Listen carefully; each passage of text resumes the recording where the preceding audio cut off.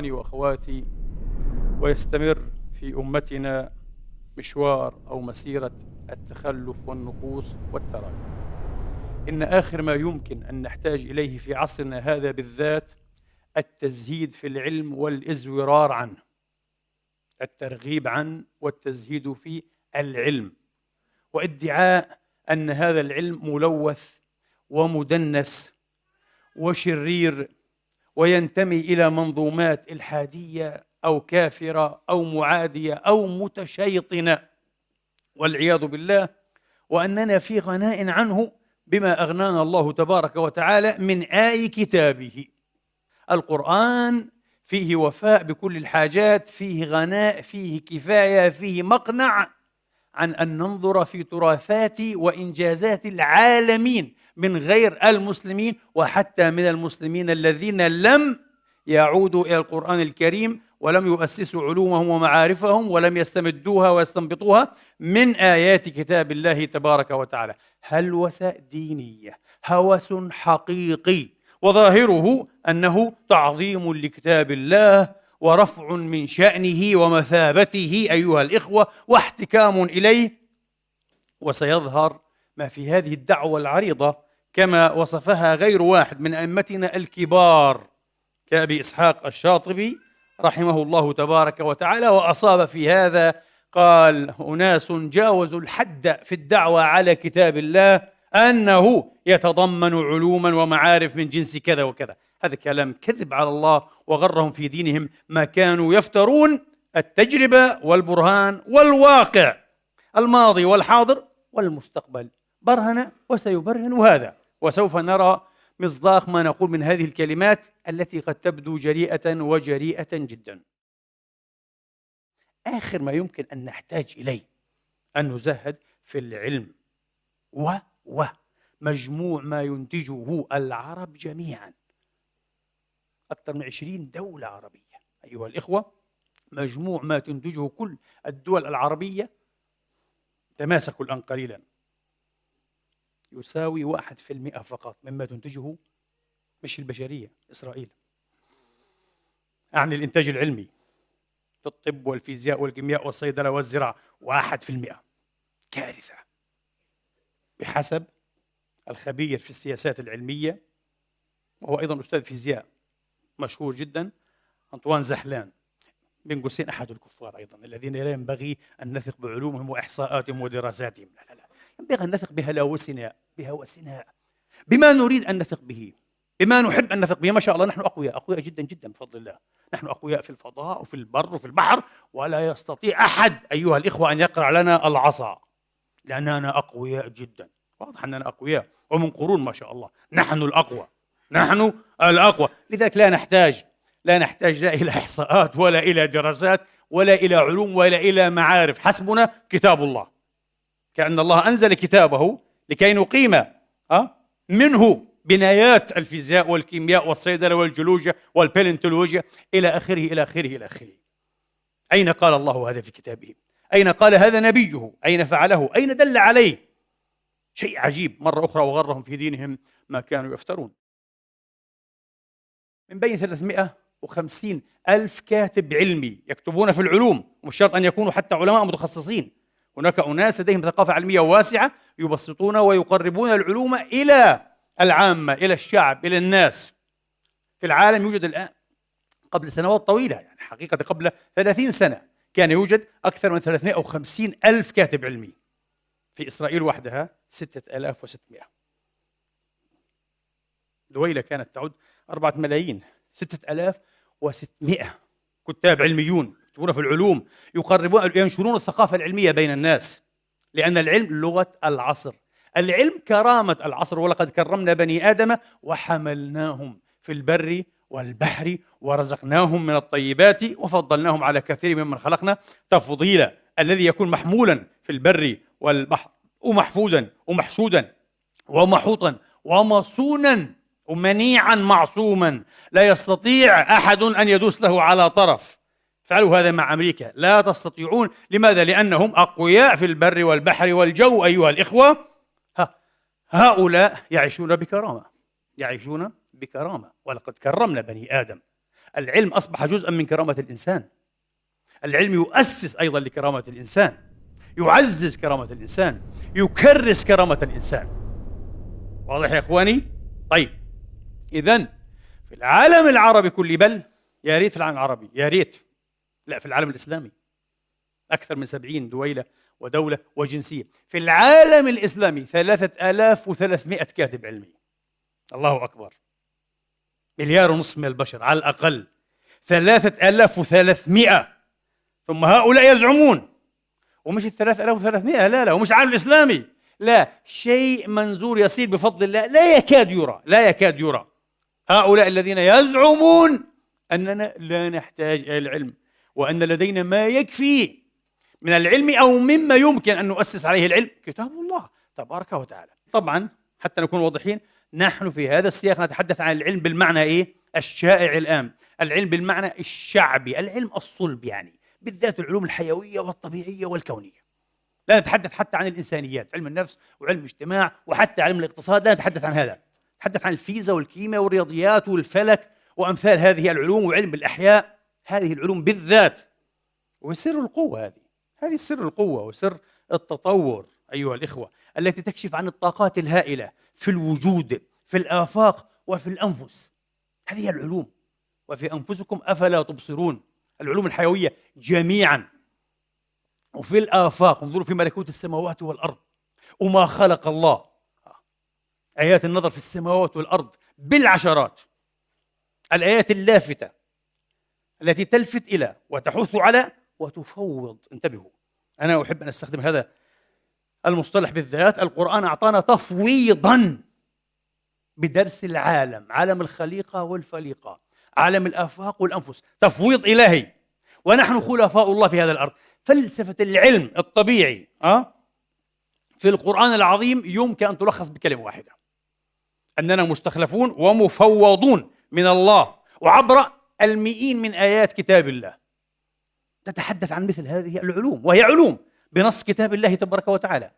لأن بعض الناس الشانئين والضاغنين على الإسلام يقول لك لا، كلام فارغ، يضحك عليك المشايخ وهؤلاء المهوسون المسلمون والعلماء والأئمة. لا، القرآن فقط يقدس ويعتبر ويعتد بالعلم الشرعي فقط. العلوم الكونية والحيوية القرآن لا علاقة له به، هذا كذب. هذه الآيات واضحة جدا جدا، تتحدث عن عالم أو عوالم الآفاق والأنفس. ومن الجبال جدد بيض وحمر مختلف ألوانها وغرابيب سود ومن الناس والدواب والأنعام مختلفا ألوانها وكذا، إنما يخشى الله من عباده العلماء. وأول الآية عن الثمرات أيضا، إنزال الماء والثمرات، كلها شؤون علمية حقيقية، علم المياه وعلم النباتات، وعلم الجبال والجيولوجيا والجيوفيزيكس مثلا، وعلم الألوان والأعراق والريسز، علوم كثيرة. ثم قال العلماء، أي علماء في هذه الشؤون؟ واضح جدا جدا يا سيدي. القرآن الكريم في المئات من الآيات يدعو إلى نوع من البرهنة على وجود الله وصفاته من حكمة وقدرة وبداعة أو إبداع إلى آخره، عبر ما يسمى البرهان أو البراهين الآيوية. القرآن يسميها آيات، وفي الأرض آيات للموقنين وفي أنفسكم أفلا تبصرون. آيات السماوات والأراضين. لكن انتبه، القرآن لم يقل لك تعود إلي وإلي فقط ويعطي نفسه سلطة مطلقة مقفلة ومغلقة، ما يسمى بالسلطة، لكي تفهم الأنفس بالمعنى العلمي الآن كما قلنا الحيوي، والآفاق العوالم، السماوات والأرض، الشموس، النجوم، المجرات، الكواكب، السدم والأرض وما يتعلق بها من القرآن. مستحيل، كذب. القرآن فوضك وأحالك على الخارج، قال لك اذهب انظر سر وادرس وافهم. قل سيروا في الأرض فانظروا كيف بدأ الخلق. فانظروا كيف بدأ أي الله الخلق. كيف أعرف هذا؟ ليس بالنظر في كتاب الله. كتاب الله يعطيني تلميحات، تبس، تلميحات، إلماعات، ممكن فقط أشياء تلهم،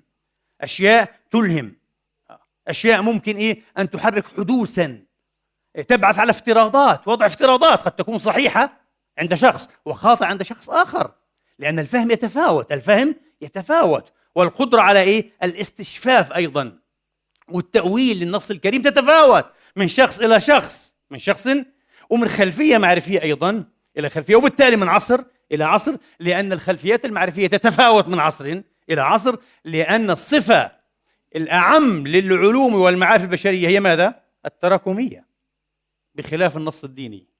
بخلاف النص الديني، النص الديني لا يأتيه الباطن بين يديه ولا من خلفه. النص الديني غير قابل للزيادة والنقصان، بالعكس كماله في تماميته وانغلاقه، ممنوع أن تضيف عليه أو تنقص منه. العلم البشري كماله وتطوره وترقيه في ماذا؟ في أن تحذف منه وتنسخ منه وتشطب منه ثم تضيف وتعدل. هذا العلم البشري، شأن بشري، لأنه منتوج بشري، والنص هو إيه؟ كلام الله تبارك وتعالى مغلق. هذا يكفي أننا خلفاء الله في الوجود أو في الأرض، ولدينا تفويض من الله. واحد يقول لي يعني إيه؟ يعني ما الذي أتيت به؟ يعني ما الذي نسبته القرآن؟ شيء عظيم. لا، عظيم، عظيم وعظيم جدا، وكان له دور هائل في بعث المسلمين على ماذا؟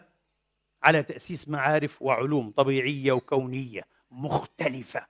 هذا الحث الإلهي، هذا التفويض الإلهي، هذا التشجيع والتحفيز الإلهي، خلافا لأديان أخرى، وليكون محددا خلافا للمسيحية بالذات الأوروبية في العصور الوسطى. لم يشهد تاريخنا الإسلامي بفضل الله تبارك وتعالى نزاعا حقيقيا بين النص الديني، بين الدين في عمومه في إجماله، وبين ماذا؟ العلوم الطبيعية والكونية.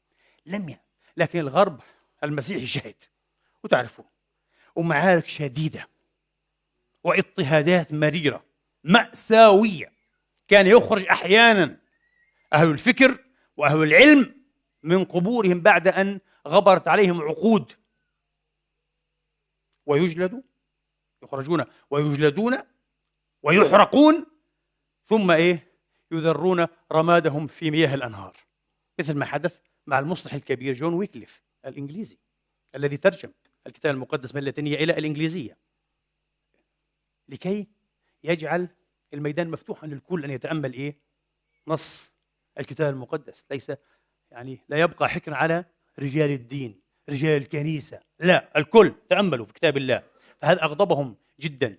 ما أغضبهم أكثر أن الرجل كان سابقا لعصره، واستنادا على معلومات ضئيلة في الجيولوجيا وما يتعلق بالحفريات، بدايات غائمة مغبشة في علم الحفريات، في البالنتولوجيا أو البالنتولوجيا، علم الإحاثة، علم الحفريات كما يقال، فاسلز.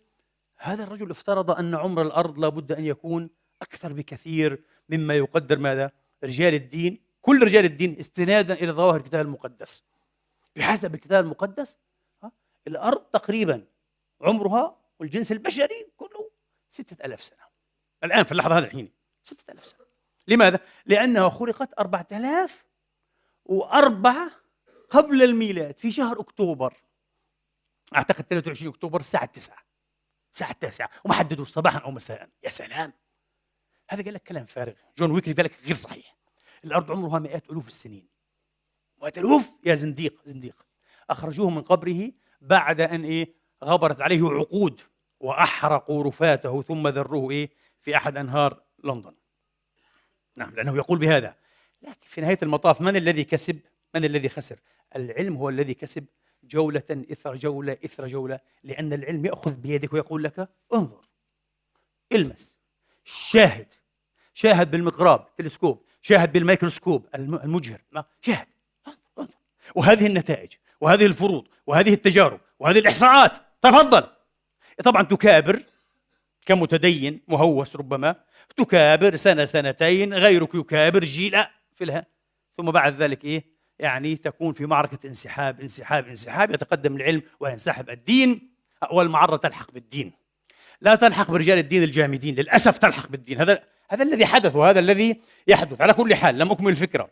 في الغرب الصراع كان طبعا الصراع مستويات، هذا المستوى الأعمق والمستوى الأشد حساسية وحراجة لصراع العلم والدين. العلم ينتهج منهج ماذا؟ منهج الفرضية الملاحظة. في الأول لابد أن تلاحظ مجموعة ظواهر، مجموعة حقائق مفككة، تفترض فرضية معينة، يمكن أن تفسر هذا المفكك، أن تنظمه في نظام من واحد. أن تجعل له معنى بدل ما هو فرط. ثم تخضع هذه الفرضية ماذا؟ تلاحقها بالتجارب المختلفة، إما نجحت وإما خابت. إن خابت تستبدل بها فرضية أخرى، تستبدل بها فرضية أخرى، وهكذا إلى أن تنجح، إلى أن تنجح. إن نجحت هذه الفرضية وأعطت قدرة تفسيرية عالية على تفسير معظم ما يتعلق بالظاهرة أو بمجموع الظواهر، أصبحت ماذا؟ أصبحت نظرية scientific theory، نظرية علمية. كلمة نظرية علمية مش معناها فرضية، انتبهوا، فرضية هي البداية. النظرية العلمية شيء أعم حتى من الحقيقة. لماذا؟ لأن النظرية من شأنها أن تفسر مجموعة حقائق، في حقائق كثيرة، لكن هذه الحقائق ماذا؟ فرط، تفاريق، غير منظومة في نظام واحد. تأتي النظرية تنظيمها جميعها في نظام واحد. هذه نظرية شيء قوي جدا، نظرية علمية المجربة والقابلة للدحض، قابلة للدحض. سوف نشرح هذا إن أسعفنا الوقت. طبعا أشفق على نفسي حقيقة وعليكم وعلى إخواني وأحبابي حين أتناول موضوعات من جنس هذا الموضوع، موضوعات طويلة عميقة عريضة تحتاج إلى عشرات وعشرات والله الساعات وألوف الصحائف أن تكتب فيها، وأضطر أن أتناولها، أضطر إلى أن أتناولها ومن على منبر جمعة، ولا أحسد على هذا. من أجل ماذا؟ من أجل أنني أرى أنني مؤتمن ومدفوع ومسؤول عن أن أدق ناقوس التحليل والخطر. ممنوع أن أسكت، محرم، ومحرم عليكم أن تسكتوا، لأن السكوت سيزيد إلى مزيد من اتساع الخرق على الراتق أو الراقع، ومزيد من حالة الخبل والتخلف والرجعية التي نعيشها. ولا يجوز أن يستمر هذا الوضع، لأننا دفعنا ولا نزال أبهض الأكلاف، أفدح الأثمان جراء تخلفنا العلمي والتقني. صحيح؟